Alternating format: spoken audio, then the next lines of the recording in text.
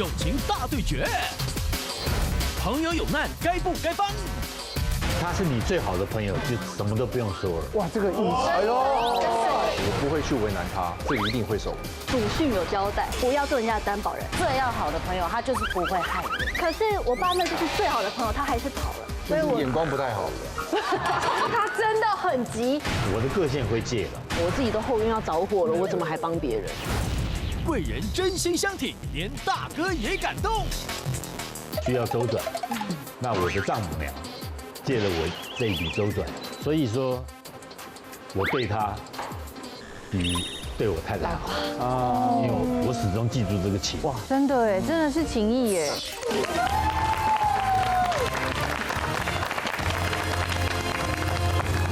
欢迎收看《女王大人》。晚安，你好。陈哥，怎么样我有件事要拜托你，一定要帮我，拜托拜借钱托。免谈，我手头比你还紧。不是要借钱啦，我这个新朋友，塔罗老师说他命格缺男，要他赶快找个男生联谊，所以陈哥，我想请你跟他找我这个，我结婚了，不要讲了。陪他一起去联谊，想到哪去了？我都几十岁的人了，我上次联谊都还是 BB 扣的时代。要我陪你闺蜜去联谊，这是哪里来的灵感呢？哎，嘴巴上都说我们是一辈子的主持搭档哦，我现在要请你帮个小忙，你都不帮，好，没义气。好，那就算了，好不好？好，拜托啦，拜托，帮一下，就一个小忙。不然这样好了。今天晚上我们邀请到的来宾啊，他们不只是人生阅历丰富，同时他们可能也会认识一些身上有艺术图腾的朋友，你知道吗？艺术图腾知道意思吧？是有包手的那种。有半套有整件的那种，知道？我们找他来保护你的闺蜜，可能更适合。哦，对，不信我们先介绍他们出来，一看就知道了。首先欢迎哇，真的太难得了，高杰杰哥、林真丽、张怀秋。好，欢迎三位。再欢迎我这边的李薇薇，还有心理师卢美文，欢迎两位。欢迎欢迎。以及我们的坚强的女王团代表，新时代演员人气演员阿 Q，阿 Q，人气金软 Annie， 人气全方软豪 Fashion， 我也你好。他们这些女王团呢，对我们的节目呢，真的有起到一些很特别的效果。对。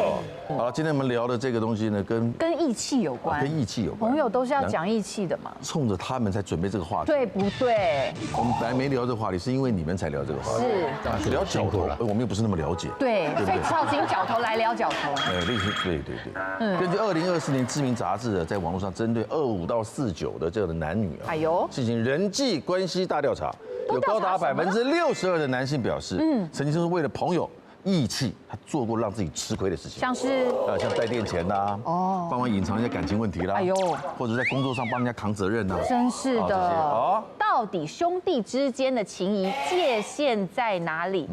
朋友的要求该帮还是不该帮呢？今天就来讲明白说清楚。所以今天刚好也有心理师在。刚好，那人性最纠结的地方，也可以请你透过专业的立场帮我们分析，没问题，帮我们解构一下，好不好？好，马上女王大调查，两难纠葛好挣扎，这些朋友的要求是该帮还是不该帮？来了解人生人性，还要学做人。好，来，题目是：有一天深夜，你最好的好友突然敲你家的门，满头大汗的把一个皮箱交给你，然后慌张的跟你说：“拜托，先不要问为什么，帮我把这个箱子收起来，我2天之后回来拿。”情绪太多了，有没有这么紧张啊？对不对？先问问题嘛，你稍微平缓一下好吗？因为他是很紧急的，我要把那个急切感要演出来。好，我2天后回来拿。2天后回来拿。请问你会帮他保管这个箱子吗？请举牌。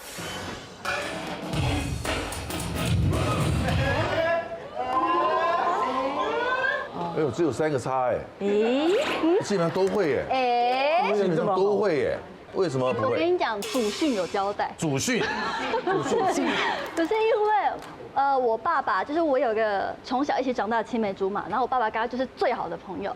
然后有一天呢，我爸爸做了他的担保人，这个人就带着家人一起跑走，所以我家就是一夕之间就欠债。然后除了我爸爸以外呢，我阿公也发生同样的事情，所以我爸就是有跟我们讲不要做人家的担保人，然后这件事情我也觉得它是一个担保的行为，所以我会保管一口箱子也是担保行为。里面你说不定它是毒品、枪械啊、毒品啊、尸体啊，或者是脏钱啊，然后警察如果抄到你家怎么办？他这样讲好像也有道理啊。他是你最好的朋友哎。对，因为你强调了最好的朋友。对。可是我爸那就是最好的朋友，他还是跑了，所以我眼光不太好。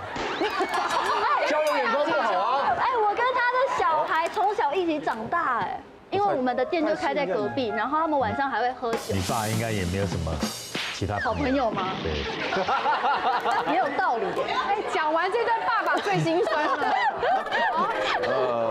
我们也先听一个也不会的，好不好？好，因为我很忙，就是我很多。你很忙，你要比杰哥忙，你要比我忙。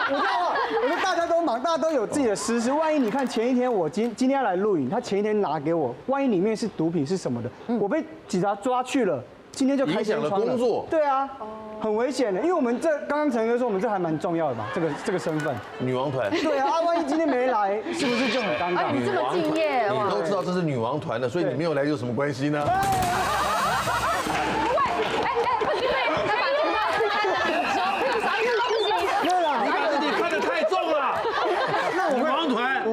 我会帮了。如果不是那么重要的话，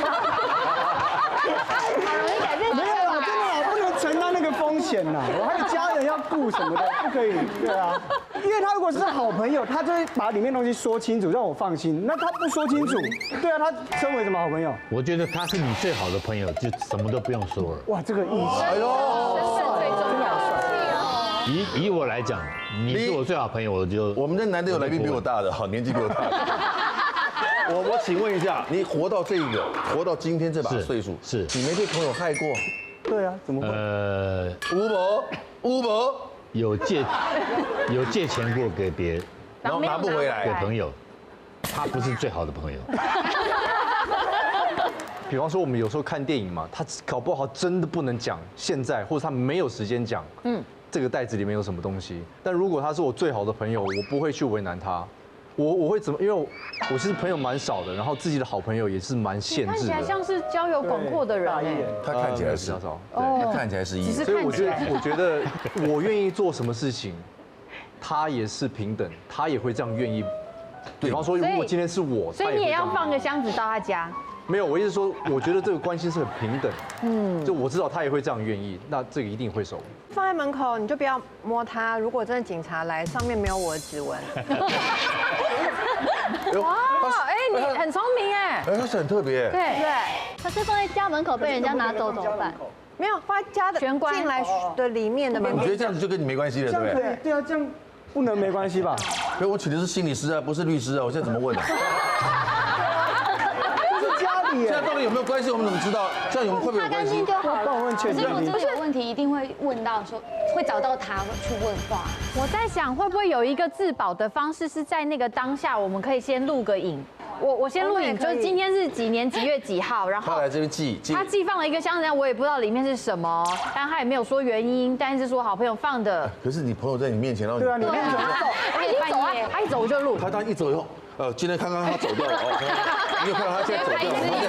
他这个箱他留下来，你看这个这样子啊？对啊，这样可以自保一下吧？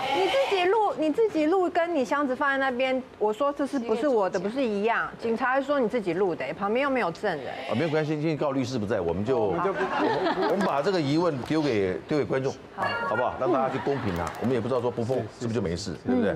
对，我还是会接受，而且我一样，就是我也不会看里面是什么东西，因为我觉得毕竟是最要好的朋友，他就是不会害你。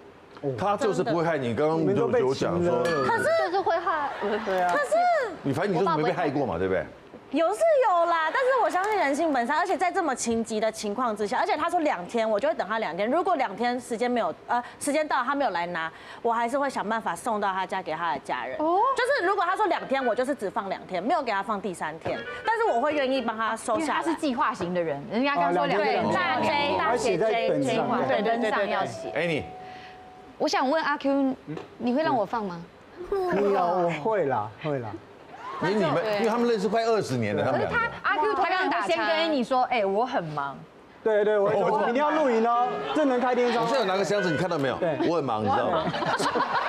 我放一下，我放一下，是吧？对，就是同理，我也会。会啦，会。对啊我们大概都会放。会啊，因为我跟家人同住啊，我不太确定那个箱子里面到底是什么。当然，我是很愿意帮忙我的好朋友，所以我会提供别的选项。那我们可以怎么办？我们一起去。家人已经可以啊，我们就一起去放在什么车站置物柜之类的啊，或者是就是放到一个仓库之类的。我在他走之前就会把他抓住了。这样有保护到自己。帮他怎么样把这个箱子善后就对了。去解决。他改变做法了。他改变了一个做法。也蛮好。好，来我们继续进行下一题。好，你最好的兄弟打电话给你，说他跟另一半分手，情绪崩溃，现在立刻马上就要你陪他去大醉一场。但你已经答应另一半，今晚是你们的结婚纪念日大餐，你会去陪兄弟吗？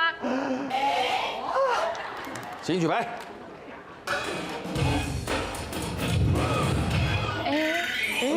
我们都是会。你们都会陪啊？会啊，只有我们3个不会陪啊。对啊，情绪崩溃会是什么事情？你看女生真是情感的动物。因为晨晨，我们都是有家室的人了。对这个，可是你最好的朋友哎，你刚刚才说最好朋友不用说了，这个不一样。我最好的朋友知道我结婚了，但他们2个人的感情是关了门。谁都不知道怎么样了，这个很难帮。而且他是我最好的兄弟，他是我最好的兄弟，他不会这样为难我。对，没错。然后他是我最好的兄弟，我一定知道还有第2个可以帮他，因为除了我之外还有另外一个兄弟，或者是说我先陪我老婆吃完之后我再去找你。呀，生日我可以忘记，可是结婚纪念日，我们俩这人生是这一天开始发生关系。你从此是我人生的最重要的那个人。对，我就觉得如果跟朋友讲说，哦，今天晚上是我跟老婆的结婚纪念日。那真正的好朋友的话会说，哦 ，OK， 那我们晚一点再约，一定的嘛。如果他很坚持的跟我讲说不行，现在，那他就不会是我好朋友。对，那他已经崩溃了。对啊，我现在崩溃的程度是，怀旧你不来，我可能会自杀。对啊，没有在题目里面啊。不是，我是说，如果他这样讲，如果你不来，我真的有点想自杀，因为只有你可以劝我，我现在谁的话我都不想听。情乐王怎么办？我来去一下吧。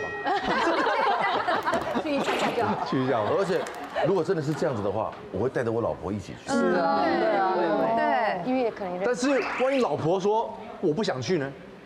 你不想去？哎，好，那我去一下，好吧？那我们视讯。对，可以视讯啊，可以视讯啊。你说跟那个朋友视讯？老婆，你看他崩溃成什么样子？老婆，你看他都已经这样子了。然后他那个跟我老婆打个招呼，他会打招呼的。林真一为什么？因为我会觉得就是夫妻如果是结婚纪念就是夫妻，那是走一辈子的。可是朋友就是我们都有过这样的是走一阵子的，不是应该说就是我们都有过失恋的过程，然后在失恋的这个过程，就是你很有情绪的时候，你可能会做出不理智的决定。那我会想到可能会有这最坏的后果，我会不想要后悔，所以我可能会跟我的另一半沟通，我们可以先去看他，然后我们再一起去过。阿 Q。你这么忙，为什么会去？对，就是因为我这么忙，所以我每个朋友都会介绍给我女朋友认识，所以他们都会认识。对，而且我是真的有接过最后一通电话的那一种。所以真的有遗憾的吗？对，所以我觉得这很可怕的是，他那一通电话看起来是，他说你在干嘛，就很轻松，你完全没有感觉到他是那个有情绪。对，什么？是，所以我会觉得说他已经情绪崩溃在我面前了，我觉得。我女朋友会理解，小韩会理解，一定要 Q 名字，对啊，你要 Q 他，你会理解吧？会吧？会吧？那你呢？他刚刚不是说小孩哦，他说小韩哦，他的女朋友叫小韩。会啦，我觉得会啦，会理解，因为有这个经验，我觉得很可怕。其实这种情况，因为我们自己的工作上本来就蛮容易遇到这样的状况，如果我们评估说他可能有人身安全的风险哦。我一定会过去啦，甚至像其实我自己的病人个案有这个状况，我在家庭聚餐其实还是会去处理，因为生命，我的家人也都理解。那我相信我的另一半，如果他会成为我另一半的话，一定也是理解这个状况。最后一题了，各位，没有了，好快哦。第3题，20年革命情感的兄弟跟你说自己月底资金周转不灵，希望你借他30万周转一下，但你刚好也在存房子的头期款。而且也计划要结婚买房喽。但他说他真的很急，而且保证3个月内一定还。但你心里也觉得怕前3个月可能回不来，你会冒着可能延误买房时机跟即将新婚的妻子吵架的风险，把钱借给兄弟吗？等一下，革命情感的兄弟，所以不是最要好的兄弟喽？就是啊，就是有一些有革命情感，但不是很要好。革命的革命同生共死的，你知道？要看啊，如果革命情感的话，你怎么会知道3个月回不来，然后他还会跟你借钱呢？就是有革命情感，所以我知道他这3个月可能钱会不回，就没办法。就你了解他，那就不是革命情感了啊！哎，不是，逻辑，我们节目要继续进行。先不要横生枝节，了解，就处理他，好不好？面对他，处理他，搞定他，好不好？还求你让我好为难了。你看反没那么多问题，细节人呢，他真的。好，题目都看懂了，哎，听懂了，准备，请举办。我会。其实你没有那个提问，我真的还好哎。这是摇铃鼓吗？因为都是他问的那个问题，我都有可能的啦。那你举一半这样子，不行，这样子哦。啊，可以举办。哎，会的还有3个哎。哦，林正义，你真的是很正义耶，来。其实他没有问那个问题，我会把它理解成就是最好的朋友，然后有经过革命的情感，然后这样我可能就会跟我的另一半沟通，就是因为人都会有这个困难的过程嘛。对，如果是我遇到，我会希望有一个人可以对我伸出那个援手。是啦。对，所以10万不是小数目哎。可是钱再赚就有啦，但是你怎么知道在这个过程中他又想不开，然后做了什么傻事？你真的很怕朋友想不开，到底有多少想不开的朋友？可是还是会怕呀，因为凡事你要先有个最坏的打算，你才可以就是有心理准备嘛。然后会跟我在一起的另一半，他一定也是跟我比较相似的人嘛，所以他可以理解这件事情。说不定过3个月之后，我再买房，说不定更便宜啊。因为我觉得每一件事情都是上天自有安排，就是当你做一个事情没有这么顺遂，开始有选择题，因为革命的好友来跟你借钱，开始人生出现选择，到底要不要借？有这个想法的时候，这不是一般的选择，这是人生的选择。对，就是你已经有这个想法，就代表是不是搞不好其实这个房子还没有到这个缘分可以买。老天爷希望你缓一缓，对之类的。会不会是老天爷希望你不要再继续跟他当兄弟人或好朋友？我也其实也没别的，我没别的意思，你出去。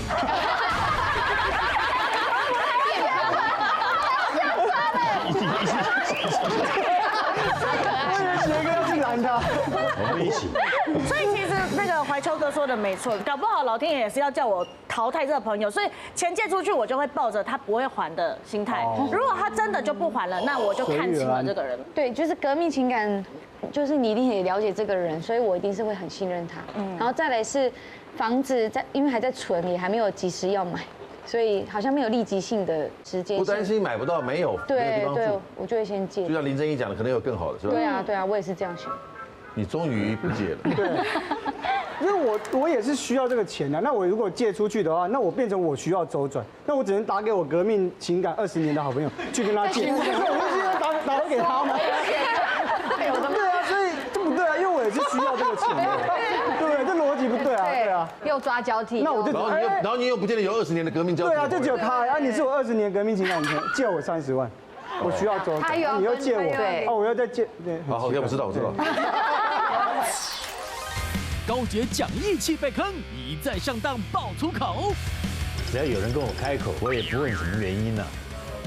OK， 没还，结果我有提醒他，他竟然还在开口，还要再开口。我们是因为看在爸爸的份上，对，没错，还是等到天荒地老。对不起。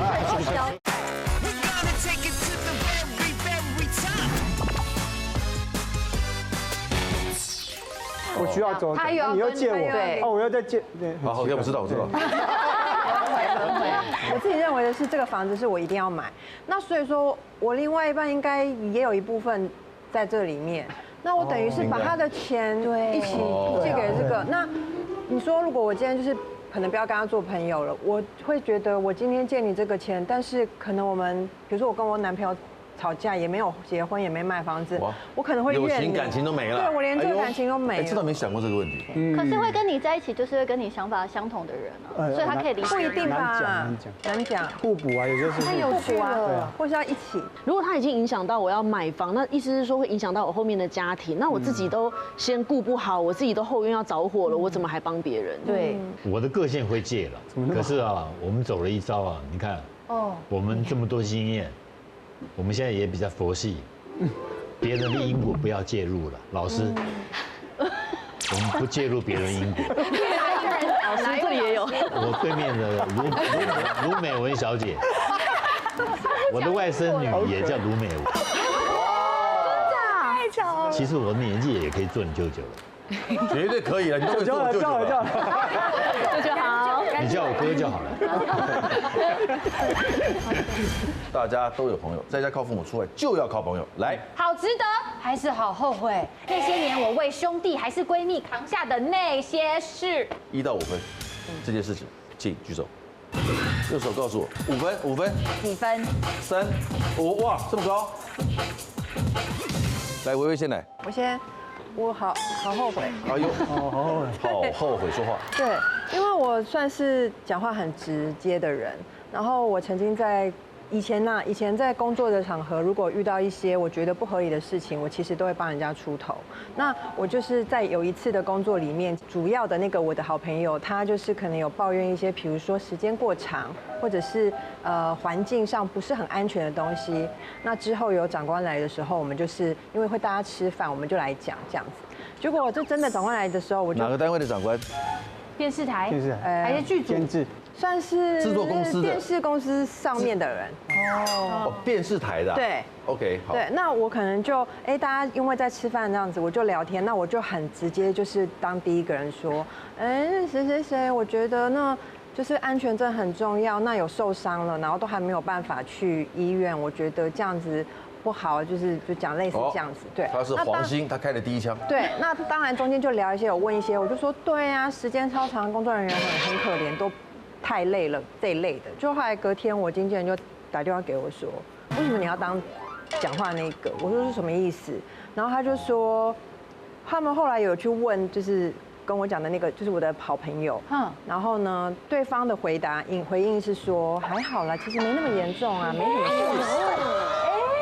对，结果后来就变成我跟另外一个比较讲话，就是当天讲很多那个就被黑了。你们没有再去找那个跟你讲那个人吗？没有就是我就看他，我就觉得算了。那为什么我举3？是因为这3我真的很后悔。我从那之后，我就是不想再当那么有义气的人，就是我再怎么冲动，我都不想要出去帮人家挡这个事情。3、2是因为我觉得我还是会讲因为人命关天，就是我真的看不下去这样子。杰哥这怎么处理啊？拍戏这种事你会讲？拍戏啊？对啊，然后供啊。杰哥的地位不一样吧？杰哥你会讲吗？杰哥一定会讲。怀秋还蛮了解我。对啊，一定讲。而且我都会提醒大家格外要小心，真正掉一块肉，那个肉就不见了。怎么补？对啦，对啊。其实维维是很有正义感，而且这真的是人命关天，很需要去处理。可在这个故事里面，我们会看到，其实能讲的人还蛮多的。为什么是维维出来讲？受影响的人是他吗？通常我们都比较建议啦，这一类像维维的状况啊，其实需要有边界感。我们当然可以很有正义，很有正义感，然后我们可以去帮忙，但我们可以让适合的人出来讲，或者是说我们一起讲，或者是让受伤的人是不是有一个传递的消息，不一定是要自己扛起来。在亲情、友情、爱情里面都有不同的边界感，一定要清楚。那杰哥先来，我4分保留1分，就是我还是抱着希望。那你是好值得还是好后悔？好后悔。好后悔了。哎呦，又后悔了，怎么了？因为后悔，只要有人跟我开口，我讲过了，我能力以及我想他开这个口应该都是有急用。只要你敢跟我开这个口，我就能帮我一定帮你。对，我也不问什么原因呢。那然后只要数目不大 ，OK。曾经因为一定有好多条借过最多的最大数目的印象中降级20吧。哇，那超过5万。120，那觉得他也蛮有心的，是。那在做一些创作，那就鼓励他，他也很不客气的，就收下了。很不客气的开了这个口，开了这个口，我就说也不要这么麻烦，你直接来拿吧。哇，我们也很还了没有？也很够意思，还了没有？没还，漂亮，没还。结果我有提醒他，为什么是，还是抱着这个希望，提醒他，可是他竟然还在开口，还要再开口，再开口，我就有点不开心了，我就开始替他爸爸就责骂他了。我说你这样子路会走断，而且这个是不正确的事。你有让他爸爸知道吗？他爸爸已经不在了，已经不在了。我们是因为看在爸爸的份上，对，没错，他也有一些作为让我看到，我觉得可以挺，基本上算上进的人了。对的，反正等到天荒地老了，一直给他们机会，可是就是没有。你会不会觉得借钱给人就是要给这个人，等于就要少一个朋友？会不会觉得？我始终认为啊，人性应该没那么恶了。结果呢？结果还是等到天荒地老。还是很失望，一再的失望。你刚才是有语助词吗？我只确认一下，我听到就问候一下他妈妈了。然后我也有感恩的事，就譬如我刚结婚没有多久，需要周转，那我的丈母娘。结果就借了我这一笔周转，可是这笔钱竟然是100块皱巴巴的，我周转只是5万块，50张皱巴巴的钱，哇，让我很感动。他是在果菜市场这样拖着那种买菜，拖着那种菜，好感人。所以说，我对他比对我太太好因为我始终记住这个情。哇，真的真的是情谊耶。劳心劳力帮朋友，专家指出有 bug。前一天晚上帮他找了整场，那个来宾全部都是我的朋友，我们一起从新竹来台北录，然后到了现场，脚本上的来宾名单也没有我，然后他就会跟我说，宝贝，对不起嘛，我太忙了，忘记了，他就这样子回我。骗人呐，好假哦！拯救者的特质，这一类型的人很容易被情勒。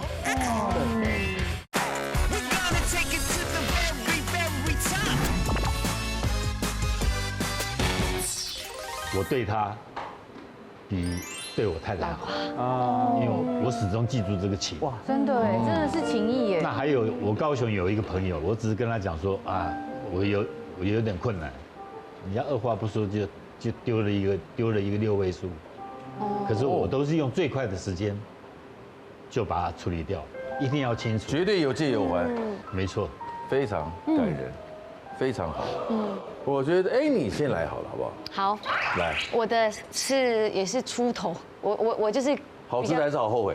好值得。哎呦，终于有一个值得。人格，我是侠女人格，因为我就是很看不惯那个欺负弱小的人。然后我之前在学校就是属于比较有感觉，看起来比较凶我是高雄人，所以以前会讲台语，然后就会看起来比较像那个流氓这样啦。然后那是正义魔人，对不对？有一点，但是特别是好姐妹、好朋友的时候，就是我那个好朋友，他就是把钱借给一个人，然后他要去拿的时候，那个人都不还他钱，然后这时候我看到之后我就觉得很不开心，为什么才10块钱还不还？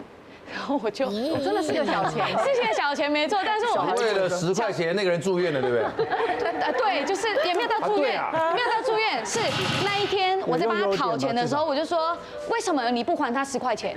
他说怎样呢？怎样打我都不会痛的，他就是吊儿郎当的那种个性，我气到不行，我直接走过去说这样会不会痛啊？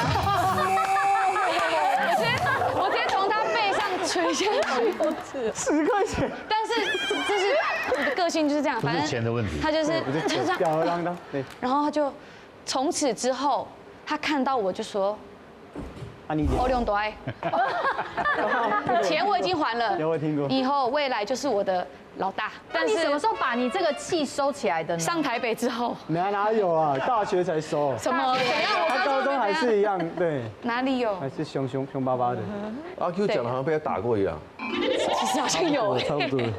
打不相识吧？感觉他们有控制过他。我是觉得女王团成员还是要筛选一下。良民证，出去。我的良民证是良民证也有良好的。飞训也是4分的。对，4分，但我值得还是好后悔。 2分值得，2分后悔，1分给不知道在干嘛的自己，就是为什么选不出答案的自己。哎呦，怎么了？就是我有一个好姐妹，她是在某一个节目当企划的。OK。然后有一天，她是晚上11点多，临时打电话给我说，完蛋了，我的本突然被制作人换掉。然后她就是那个本变成要找一个全新的本，然后那个全新的本全部都要素人。然后她就跟我讲的是什么什么主题，哎，刚好我也有故事可以帮她。她就跟我说，哎，那一集要6个来宾，扣掉你还有5个，那你可不可以都帮我找你身边的朋友？前一天晚上，哎，对，前一天晚上11点哦，隔天早上是8点半录影的，而且我还真的完全没睡觉，就前一天晚上帮他找了整场那个来宾全部都是我的朋友，我们一起从新竹来台北录，然后到了现场要 re 稿嘛，我发现怎么奇怪，他一直跟大家 re 稿，就是没有跟我 re 稿。然后我来看了一下脚本，脚本上的来宾名单也没有我，但是我带来的这些朋友都有在这个脚本上面。然后不可能啊。对，我知道我这个朋友很忙，但我还是就是有过去问他一下，说，为什么脚本上没有我？你也没有跟我 re 稿。他说，哦，反正你可以的啦，你随机应变，我相信你这样子。那我也觉得 OK。那等到要进棚录影的时候，发现有一个工作人员问我说，不好意思，请问你是哪一位？这样子，我说，我是这一场的来宾。他说，名字这一场没有你耶，这样，然后。对我在现场，我就是这样子很错愕在现场，然后就站在这个荧幕后面，然后但是因为其他来宾还是我朋友嘛，都是我带来的，所以我就一样在现场等他们录完了那一集。录完了那一集之后，我就去问了那个企划朋友说，就是你不是跟我说，对，就是我随机应变嘛，然后结果怎么连我坐到位置上都没有，然后他就会跟我说，宝贝，对不起嘛，我太忙了，忘记了，他就这样子回我。骗人呐，好假哦！但是可是因为她真的是我非常要好的姐妹，那怎么可以这样对你？他就用一个太忙忘记姐妹，他说太忙忘记这个理由你接受？我接受。 OK。后续我们还是朋友，然后后来是到剧组去当 casting。那 casting 常常需要发一些灵演嘛，他又会常常请我帮忙说，可不可以帮他找一些演员？我就没有在帮。好险。对，可是因为我觉得这个至少不是做什么很伤害我的事情。这个可是有人格问题，是有一点，但是我真的当下蛮难过的。可是我还是愿意接受这个朋友，他还是这样的朋友在那一天之后，你会跟他保持距离的？保持距离吗？会吗？会举圈，不会举叉，请举牌。保持距离。巨爆了。 好，恭喜我们很快的达成协议了我们今天节目哇，真的一下就造成了共识了，这太好了，真的，好吧，我们明天下礼拜同一时间继续说。达成共识没什么好聊了，我觉得。摄影机都准备要动了。太感动了，其实对不对？这种人要保持距离，要，他绝对是一个 trouble maker， 对 ，trouble maker。我觉得是因为你可能没有那么在乎想要来上节目露脸，所以你会觉得OK， 我不去也 OK。如果我就希望当机会的话，但如果这是一个你在意的事情的话，这个逻辑是不可以的。对啊，而且感受很差。对，保持距离吧，我觉得是。为好兄弟抱不平，怀秋却意外受伤。女生呢，有一次她就是跟我们另外一个好朋友自己出去约会，然后我的朋友不敢讲，自己在家很难过，然后每天就不出门啊什么的。然后我就跟他讲说，你这样不行，我跟你讲，我来讲。之后的事情就我朋友在下课的时候跟我讲说，你以后不要再用那种方法跟我女朋友讲话。我说我在帮你。他说 no， 你这样在害我。好佩服。蛮受伤的，因为他真的很要好。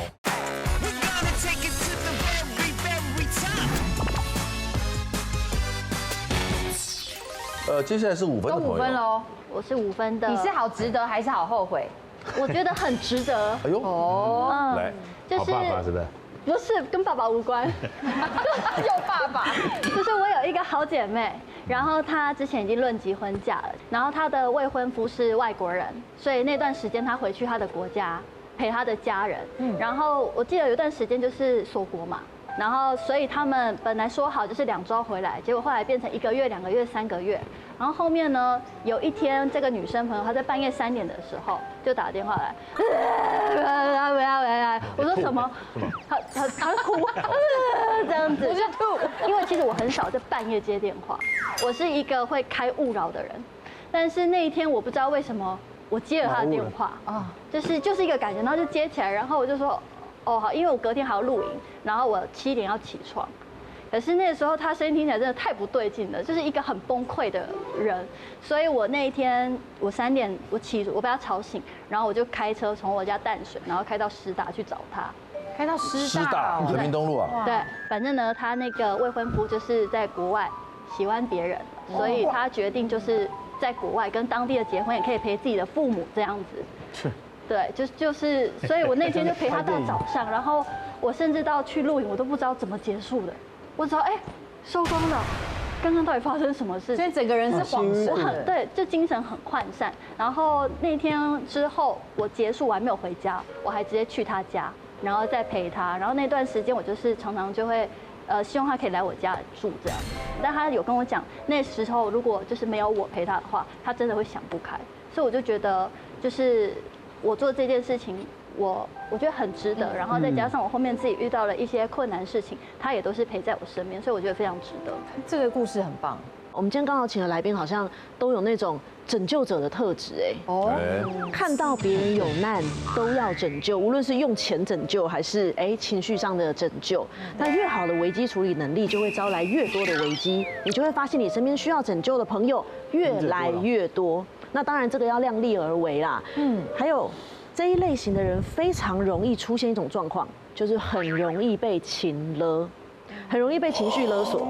对，我觉得这样的人的在个性上的特质，就是喜欢解决问题。对。但是我觉得要看对象，看这个人值不值得你去解决问题。像之前我就是有个前男友，他有忧郁症，然后就算分手到了前年，我们已经10年没有联络了，他还打电话来说他现在很想死。哇。就是这种就不值得，这种就不值得啊！那你怎么回他？那时候我就说不好意思，我现在在忙，我就挂掉了。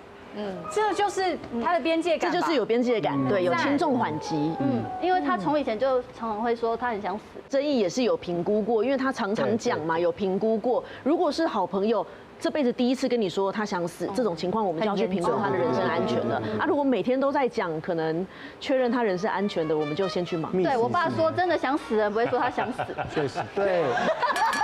来 ，Q 哥，我的是好值得，对，也是值得。对，哎呦，好。因为我读华冈艺校嘛，然后就是我们读华冈的，基本上90%的人都是很喜欢、很希望能够表演的。然后因为那时候就是有一个毕业的学姐，她有一个演出，想要找我们同学来跟她一起表演，所以就来学校办 audition。然后我跟我一个那时候非常好的朋友都一起上了这样，因为我们是住在一起，我们还在房间里面还就激励自己，就终于可以演出了，可以上舞台这样，很开心很开心。然后到我们排练2、3次之后，我那个学姐不知道就是听信什么谣言，就反正就觉得她人品很差。就只是听信，然后结果隔一天我们排练的时候就把他踢掉，然后我就觉得太不合理了，因为就是你只是听信，你又没有去求证，因为那个人我那个朋友是确实表现得非常好，是很厉害很有才华的，我就跟学姐吵架，其实我吵完身体是在抖的，因为我很怕开科会被骂，然后最后成功了，然后学姐也就是再给他机会，对，很敬佩我的勇气吧。就说好，那因为他真的是误会，他也只是听信谣言，然后最后我们还是演出得分，对，演得蛮好的。哎，怀秋哥是我们今天最后一位了，对，是吗？对，你压轴，你也是5星的，好不好？5分，好值得还是好后悔？值得。哎呦，那好，就是我以前在高中的时候，然后我有一个非常非常要好的朋友，然后他的当初交往的女朋友呢，也是我们在一起蛮好的朋友。然后这个女生呢，有一次她就是跟我们另外一个好朋友自己出去约会，去打高尔夫球。对，然后都有互相有好感的样子。然后那个时候我听到这件事情，然后我的朋友不敢讲，跟他交往的这个你的好哥们反正不敢说。对，不敢跟这女生讲，因为他蛮怕她的。然后他就自己在家很难过，然后每天就不出门啊什么的。然后我就跟他讲说，你这样不行，我跟你讲，我来讲，我帮你讲。所以我去他的家，我就跟他讲这件事情，他知道，我也知道。我说你这样做是非常非常不对的，就怎么样你也要先断干净，然后你再去做你想做的事情嘛。OK， 对。但是那个女生也很凶，所以我们那天就在他家门口这样吵起来，比较大声的吵起来。哇。然后隔天到学校的时候，我就看到他们2个一对情侣走过来，跟我的朋友跟他复合了，然后走在一起上学。那你又变成两面不是人了。所以之后的事情，就我朋友在下课的时候跟我讲说，嘿，他说我知道你昨天是帮我跟他讲话，但是你以后不要再用那种方法跟我女朋友讲话。啊，赶快责备你耶！我听我说，啊，我说我在帮你。对啊。他说 no， 你这样在害我。好刺心。蛮受伤的，因为他真的很要好。对。但是我很庆幸的一点是，他在过了大概3、5年的时候，他又特别打电话跟我讲这件事情，他还记得。他说他觉得他当下不应该那样子怪我的，是他当时可能做的决定不对。对。然后他是一种见色忘友的行为吗？你觉得？这算？我觉得不一定算见色忘友，可能他当时评量的那个重量，可能就是不太一样。OK， 对。对，因为有可能那个女生跟他复合之后就说：“我跟你讲，怀秋昨天哦，他特别来骂我，哎，他有可能是用那种告状。”滚！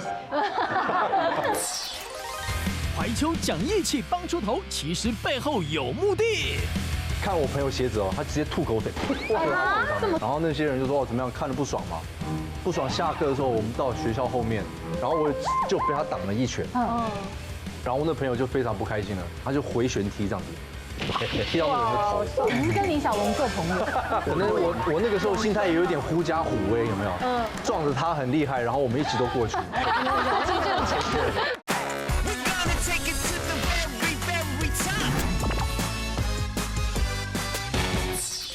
因为有可能那个女生跟他复合之后就说：“我跟你讲，怀秋昨天哦，他特别来骂我，哎，他有可能是用那种告状。”滚！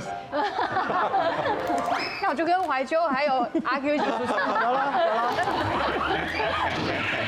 就是他可能讲的方式是会让他感觉是比较吃亏的。那为什么我们那边提供的事情是你曾经下课打架？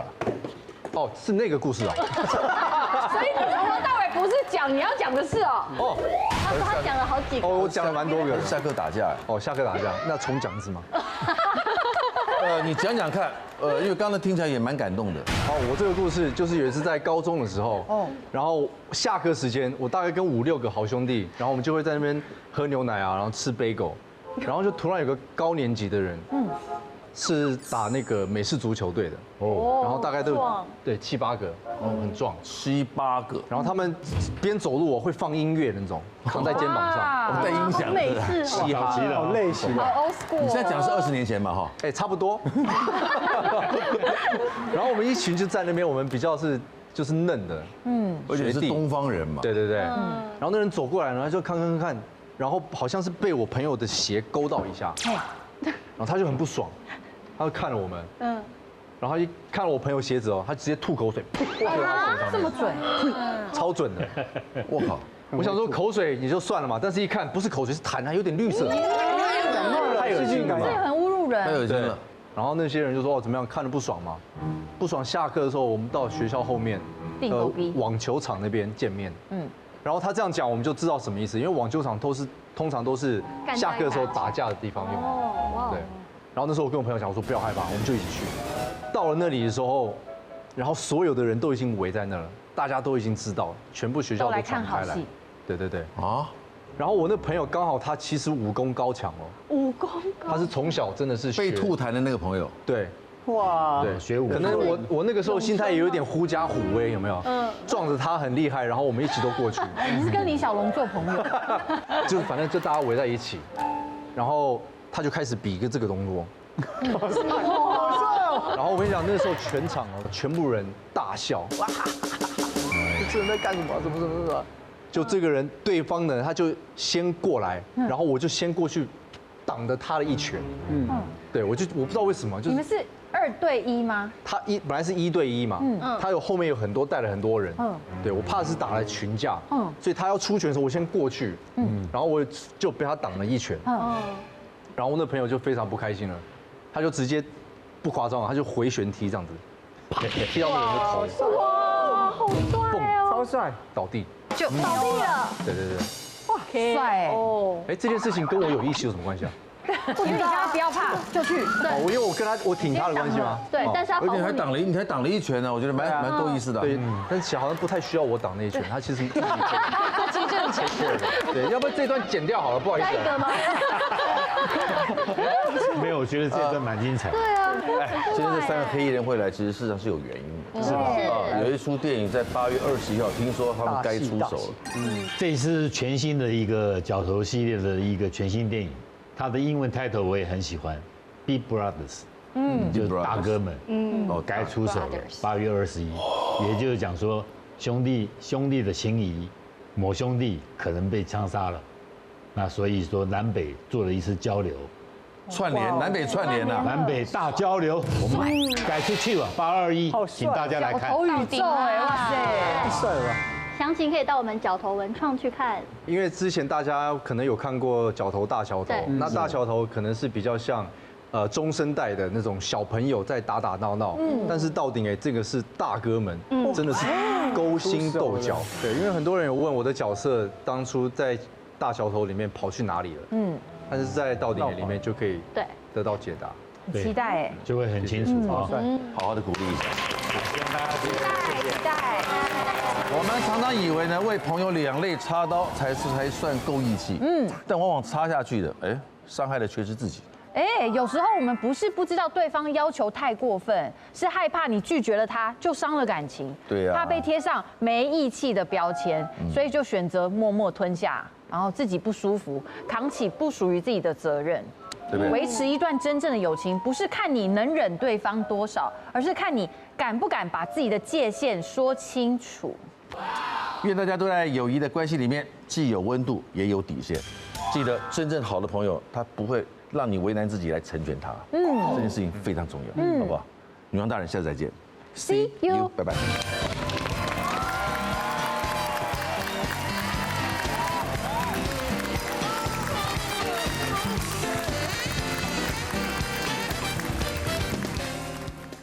快订阅未来中文台 YouTube 频道，开启小铃铛就可以看到最新的女王大人哦。